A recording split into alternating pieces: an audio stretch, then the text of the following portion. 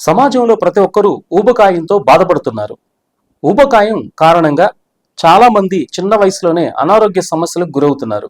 ఊబకాయంతో పాటు వచ్చే సమస్యలతో కొంతమంది చిన్న వయసులోనే ప్రాణాలు కూడా కోల్పోతున్నారు. అయితే అసలు ఊబకాయం రావడానికి కారణాలు ఏంటి? ఎందువల్ల ఊబకాయం వస్తుంది అనే విషయం ప్రస్తుతం తెలుసుకుందాం. ఇప్పుడు ఇళ్లలో వండుకు తినే వారి సంఖ్య బాగా తగ్గుతుంది. సమయానికి కడుపు నింపుకోవడం కోసం బయట దొరికే ఇన్స్టాంట్ ఫుడ్స్, ఫాస్ట్ ఫుడ్స్ తింటున్నారు. చాలా మంది అయితే ఆహారంలో వాడే హానికరమైన మసాలాలు, నూనెల కారణంగా మన శరీరానికి అవసరానికి మించిన క్యాలరీలు అందటం వల్ల కొవ్వు పెరిగిపోతుంది.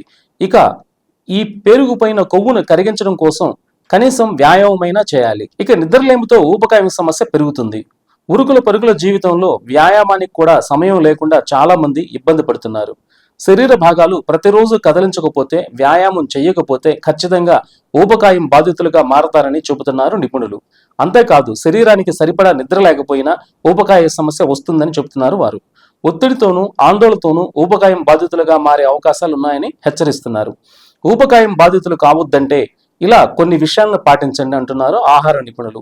ఊబకాయం బాధితులుగా మారకుండా ఉండాలి అంటే ముఖ్యంగా తీసుకునే ఆహారం పట్ల అవగాహన ఉండాలి. ప్రతిరోజు మనం ఏమి తింటున్నాం, ఏమి తినకూడదు అనే విషయాలను తెలుసుకోవాలి. ఆకుకూరలు, కూరగాయలతో పాటు పోషకాహారాన్ని ఎంచుకుని తినాలి.